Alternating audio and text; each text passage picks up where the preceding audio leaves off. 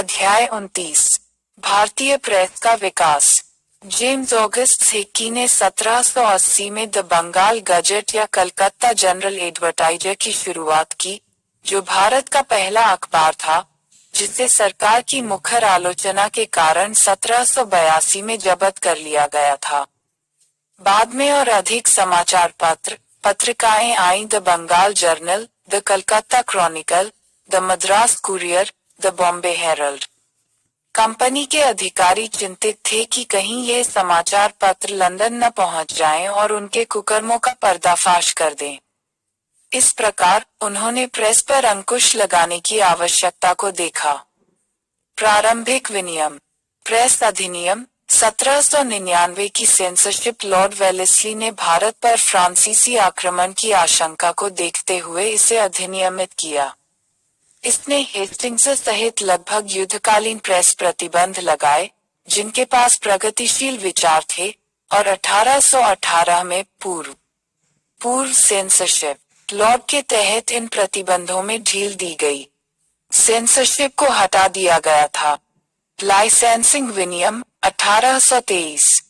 प्रतिक्रियावादी विचार रखने वाले कार्यवाहक गवर्नर जनरल जॉन एडम्स ने इन्हें अधिनियमित किया। इन विनियमों के अनुसार बिना लाइसेंस के प्रेस शुरू करना या उसका उपयोग करना एक दंडनीय अपराध था। बाद में अधिनियम को पत्रिकाओं, पैम्फलेट और पुस्तकों को कवर करने के लिए बढ़ा दिया गया। ये प्रतिबंध मुख्य रूप से भारतीय भाषा के समाचार पत्रों या भारतीयों द्वारा संपादित किए गए लोगों के खिलाफ निर्देशित किए गए थे। राममोहन राय के मिरात उल अकबर को प्रकाशन बंद करना पड़ा। 1835 का प्रेस अधिनियम या मेटकाफ अधिनियम। मेटकाफ गवर्नर जनरल 1835-36 ने 1823 के आपत्तिजनक अध्यादेश को निरस्त कर दिया और भारतीय प्रेस के मुक्तिदाता की उपाधि प्राप्त की। नए प्रेस अधिनियम 1835 में एक प्रिंटर प्रकाशक को एक प्रकाशन के परिसर का सटीक विवरण देने और एक समान घोषणा द्वारा आवश्यक होने पर काम करना बंद करने की आवश्यकता थी। एक उदार प्रेस नीति का परिणाम समाचार पत्रों का तेजी से विकास था। लाइसेंसिंग अधिनियम 1857 के विद्रोह के कारण हुई आपात स्थिति के कारण इस अधिनियम ने मेटकाफ अधिनियम द्वारा निर्धारित पहले से मौजूद पंजीकरण प्रक्रिया के अतिरिक्त लाइसेंसिंग प्रतिबंध लगा दिए, और सरकार ने किसी भी पुस्तक, समाचार पत्र या मुद्रित सामग्री के प्रकाशन और प्रसार को रोकने का अधिकार सुरक्षित रखा। पंजीकरण अधिनियम 1867 इसने मेटकाफ के 1835 के अधिनियम को प्रतिस्थापित किया और यह एक नियामक था, न कि प्रतिबंधात्मक प्रकृति का। अधिनियम के अनुसार प्रत्येक पुस्तक, समाचार पत्र को मुद्रक और प्रकाशक का नाम और प्रकाशन का स्थान छापना आवश्यक था, और एक पुस्तक के प्रकाशन के 1 महीने के भीतर एक प्रति स्थानीय सरकार को प्रस्तुत की जानी थी। प्रेस की स्वतंत्रता सुरक्षित करने के लिए प्रारंभिक राष्ट्रवादियों द्वारा संघर्ष। 19वीं शताब्दी के प्रारंभ से ही प्रेस की स्वतंत्रता सहित नागरिक स्वतंत्रता की रक्षा राष्ट्रवादी एजेंडे में उच्च थी। 1824 की शुरुआत में राजा राममोहन राय ने प्रेस की स्वतंत्रता को प्रतिबंधित करने वाले एक प्रस्ताव का विरोध किया था। लगभग 1870 से 1918 तक के राष्ट्रवादी आंदोलन के प्रारंभिक चरण में राजनीतिक प्रचार और शिक्षा, गठन और राष्ट्रवादी विचारधारा के प्रसार और जनमत के जागरण, प्रशिक्षण, लामबंदी और जनमत को मजबूत करने पर अधिक ध्यान केंद्रित किया गया था, न कि जन आंदोलन या खुले में जनता की सक्रिय लामबंदी पर। बैठकें। इस उद्देश्य के लिए प्रेस राष्ट्रवादियों के हाथों में एक महत्वपूर्ण उपकरण साबित हुआ। भारतीय राष्ट्रीय कांग्रेस अपने शुरुआती दिनों में पूरी तरह से निर्भर थी। प्रेस अपने संकल्पों और कार्यवाहियों का प्रचार प्रसार करेगा। इन वर्षों के दौरान प्रतिष्ठित और निडर पत्रकारों के नेतृत्व में कई समाचार पत्र सामने आए। इनमें जी. सुब्रमण्यम अय्यर के तहत द हिंदू और स्वदेश मित्रन शामिल थे। Bengali under Surendranath Banerjee, Voice of India under Dadabhai Nauroji, Amrita Bazar Patrika under Shishir Kumar Ghosh and Motilal Ghosh, Indian Mirror under N.N. Sen, Kesari, in Marathi, and Maharata, in English, under Bal Gangadhar Tilak, Sudharak under Gopal Ganesh Agarkar, and Hindustan and Advocate under G.P. Verma. Other main newspapers included Tribune and Akhbar Ayam in Punjab, Gujarati, Indu Prakash, Dhyan Prakash and Kal in Bombay and Som Prakash, Banganivasi and Sadharani in Bengal. इन समाचार पत्रों को लाभ कमाने वाले व्यावसायिक उपक्रमों के रूप में स्थापित नहीं किया गया था, लेकिन इन्हें राष्ट्रीय और सार्वजनिक सेवा प्रदान करने के रूप में देखा गया था। वास्तव में इन समाचार पत्रों की व्यापक पहुंच थी और उन्होंने एक पुस्तकालय आंदोलन को प्रेरित किया। उनका प्रभाव शहरों और कस्बों तक सीमित नहीं था। ये समाचार पत्र सुदूर गांवों में पहुंचे, जहां प्रत्येक समाचार और संपादकीय को स्थानीय पुस्तकालयों में पढ़ा और चर्चा की जाती थी, जो एक ही समाचार पत्र के आसपास एकत्रित होते थे। इस प्रकार इन पुस्तकालयों ने न केवल राजनीतिक शिक्षा बल्कि राजनीतिक भागीदारी का भी उद्देश्य पूरा किया। इन अखबारों में सरकारी कृतियों और नीतियों की आलोचनात्मक जांच की गई। उन्होंने सरकार के विरोध की संस्था के रूप में काम किया।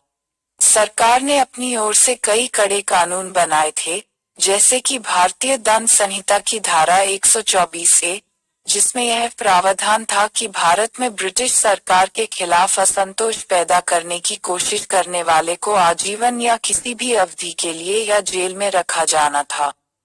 3 साल। लेकिन राष्ट्रवादी विचारों वाले पत्रकारों ने इन कानूनी बाधाओं को दूर करने के लिए कई चतुर रणनीतियां विकसित की थीं। उदाहरण के लिए, सरकार के प्रति शत्रुतापूर्ण लेखन को सरकार के प्रति वफादारी की भावनाओं या इंग्लैंड में समाचार पत्रों से समाजवादियों या आयरिश राष्ट्रवादियों के आलोचनात्मक लेखन के साथ उद्धृत किया जाता था। यह एक कठिन कार्य था जिसमें सूक्ष्मता के साथ सरलता के बुद्धिमान मिश्रण की आवश्यकता थी। राष्ट्रीय आंदोलन शुरू से ही प्रेस की स्वतंत्रता के लिए खड़ा रहा। भारतीय समाचार पत्र लॉर्ड लिटन के प्रशासन की अत्यधिक आलोचनात्मक हो गए, विशेष रूप से 1876-77 के अकाल के पीड़ितों के साथ अमानवीय व्यवहार के संबंध में। सरकार ने वर्नाक्युलर प्रेस एक्ट 1878 से पलटवार किया। वर्नाक्युलर प्रेस एक्ट 1878, 1857 की एक कड़वी विरासत, विद्रोह शासक और शासित के बीच नस्लीय कड़वाहट थी। 1858 के बाद यूरोपीय प्रेस हमेशा राजनीतिक विवादों में सरकार के पीछे खड़ा होता था, जबकि स्थानीय भाषा प्रेस सरकार की आलोचना करती थी। लिटन की साम्राज्यवादी नीतियों के खिलाफ एक मजबूत जनमत थी। एक तरफ भयानक अकाल 1876-77 और दूसरी तरफ शाही दिल्ली दरबार पर भारी खर्च। वर्नाक्युलर प्रेस एक्ट (वीपीए) को प्राच्य भाषाओं में प्रकाशन में देशद्रोही लेखन को प्रभावी ढंग से दंडित करने और दमन करने के लिए, स्थानीय प्रेस को बेहतर ढंग से नियंत्रित करने और दबाने के लिए डिजाइन किया गया था। अधिनियम के प्रावधानों में निम्नलिखित शामिल थे। 1. जिला मजिस्ट्रेट को कॉल करने का अधिकार था। किसी भी स्थानीय समाचार पत्र के मुद्रक और प्रकाशक को सरकारी उपक्रम के साथ एक बंधन में प्रवेश करने के लिए सरकार के खिलाफ असंतोष या विभिन्न धर्मों, जाति, नस्ल के व्यक्तियों के बीच प्रकाशित सामग्री के माध्यम से विरोध नहीं करना। प्रिंटर और प्रकाशक को सुरक्षा जमा करने की भी आवश्यकता हो सकती है, जिसे नियमों का उल्लंघन करने पर जब्त किया जा सकता है, और यदि अपराध फिर से हुआ तो प्रेस उपकरण जब्त किया जा सकता है। 2. मजिस्ट्रेट की कार्रवाई अंतिम थी और कोई अपील नहीं कर सकता था। न्यायालय में किया जाए। 3. एक स्थानीय समाचार पत्र सरकारी सेंसर को सबूत जमा करके अधिनियम के संचालन से छूट प्राप्त कर सकता है। इस अधिनियम को गैगिंग एक्ट का उपनाम दिया गया। इस अधिनियम की सबसे खराब विशेषताएं थीं के बीच भेदभाव। अंग्रेजी और वर्नाक्युलर प्रेस ई अपील का कोई अधिकार नहीं। वीपीए के तहत सोम के खिलाफ कार्रवाई शुरू की गई थी। प्रकाश भरत मेहर, ढाका प्रकाश और समाचार। संयोग से अमृता बाजार पत्रिका रातों रात पलट गई। वीपीए से बचने के लिए एक अंग्रेजी अखबार में बाद में पूर्व सेंसरशिप खंड को निरस्त कर दिया गया और प्रेस को प्रामाणिक और सटीक समाचार प्रदान करने के लिए एक प्रेस आयुक्त की नियुक्ति की गई। अधिनियम का कड़ा विरोध हुआ और अंत में ट्रिपन ने 1882 में इसे निरस्त कर दिया। राष्ट्रवादी पत्रकारों के खिलाफ दमन जारी। 1883 में सुरेंद्रनाथ बैनर्जी बने पहले भारतीय पत्रकार को जेल भेजा जाए। दी में एक गुस्से वाले संपादकीय में बंगाली बैनर्जी ने अपने एक फैसले में बंगालियों की धार्मिक भावनाओं के प्रति असंवेदनशील होने के लिए कलकत्ता उच्च न्यायालय के एक न्यायाधीश की आलोचना की थी। बाल गंगाधर तिलक सबसे अधिक बार जुड़े हुए हैं। प्रेस की स्वतंत्रता के लिए राष्ट्रवादी लड़ाई। तिलक गणपति त्योहारों 1893 में शुरू, शिवाजी त्योहारों 1896 में शुरू और अपने समाचार पत्रों केसरी और महारता के माध्यम से जनता के बीच साम्राज्यवाद विरोधी भावनाओं का निर्माण कर रहे थे। वह निम्न मध्यम वर्गों, किसानों, कारीगरों और श्रमिकों को कांग्रेस के पाले में लाने की वकालत करने वाले पहले लोगों में से थे। 1896 में उन्होंने कपास पर उत्पाद शुल्क लगाने के विरोध में विदेशी कपड़े के बहिष्कार के लिए एक अखिल महाराष्ट्र अभियान चलाया। 1896-97 में उन्होंने महाराष्ट्र में एक कर मुक्त अभियान शुरू किया, जिसमें किसानों से उनकी फसल खराब होने पर राजस्व का भुगतान रोकने का आग्रह किया गया। 1897 में पूना में प्लेग हुआ। हालांकि तिलक ने प्लेग की जांच के लिए सरकारी उपायों का समर्थन किया, लेकिन अलगाव और घर की तलाशी जैसे कठोर तरीकों के खिलाफ बड़े पैमाने पर लोकप्रिय आक्रोश था। लोकप्रिय अशांति के परिणामस्वरूप चापेकर बंधुओं द्वारा पूना में प्लेग समिति के अध्यक्ष की हत्या कर दी गई। इस लोकप्रिय आक्रोश के पीछे टैरिफ, मुद्रा और अकाल पर सरकार की नीतियां भी थीं। सरकार प्रेस में इस उग्रवादी प्रवृत्ति और शत्रुता को रोकने के लिए एक अवसर की तलाश में थी। उन्होंने जनता के सामने एक मिसाल कायम करने के लिए तिलक को शिकार बनाने का फैसला किया। केसरी में एक कविता, शिवाजी के कथन के प्रकाशन के आधार पर, और एक भाषण जो तिलक ने शिवाजी उत्सव में दिया था, शिवाजी द्वारा अफजल खान की हत्या को सही ठहराते हुए रैन की हत्या के बाद तिलक को गिरफ्तार किया गया था। शिवाजी द्वारा अफजल खान की हत्या के तिलक के बचाव को अभियोजन पक्ष ने ब्रिटिश अधिकारियों को मारने के लिए उकसाने के रूप में चित्रित किया। तिलक को दोषी ठहराया गया और 18 महीने के कठोर कारावास की सजा सुनाई गई। साथ ही बॉम्बे में कई अन्य संपादक, राष्ट्रपति पद की कोशिश की गई और इसी तरह के कठोर वाक्य दिए गए। इन उपायों का व्यापक विरोध हुआ। रातों रात तिलक एक राष्ट्रीय नायक बन गए और उन्हें लोकमान्य लोगों द्वारा सम्मानित की उपाधि दी गई, एक नया नेता जो अपने कर्मों से उपदेश देता था। 1898 में सरकार ने धारा 124A में संशोधन किया और एक और धारा 153A को दंड संहिता में जोड़ा, जिसने किसी के लिए भी अवमानना एक आपराधिक अपराध बना दिया। विचारों, सरकार ने पूरे देश को जेल में बदल दिया है और हम सब कैदी हैं। जेल जाने का मतलब सिर्फ इतना है कि कोई बड़ी कोठरी से छोटी कोठरी में कैद हो जाए। बाल गंगाधर तिलक। भारत सरकार या विभिन्न वर्गों के बीच नफरत पैदा करने के लिए, यानी भारत में अंग्रेजी के प्रति इसका देशव्यापी विरोध भी हुआ। स्वदेशी और बहिष्कार आंदोलन के दौरान और उग्रवादी राष्ट्रवादी प्रवृत्तियों के उदय के कारण कई दमनकारी कानून पारित किए गए। समाचार पत्र अपराधों के लिए उकसाना अधिनियम 1908 उग्रवादी राष्ट्रवादी गतिविधि के खिलाफ अधिनियम ने मजिस्ट्रेटों को प्रेस की संपत्ति को जब्त करने का अधिकार दिया, जिसमें आपत्तिजनक सामग्री प्रकाशित की जिससे हत्या, हिंसा के कृत्यों के लिए उकसाने की संभावना थी। तिलक को उग्रवादी राष्ट्रवादियों के नेता के रूप में राजद्रोह के आरोप में मुकदमा चलाया गया और 6 साल के लिए मांडले, बर्मा, ले जाया गया। इसका देशव्यापी विरोध हुआ। बंबई में कपड़ा मजदूरों और रेलवे वर्कशॉप के मजदूरों ने सड़कों पर सेना का सामना किया और कई दिनों तक हड़ताल पर रहे। लेनिन ने इसे राजनीतिक मंच पर भारतीय मजदूर वर्ग का प्रवेश द्वार बताया।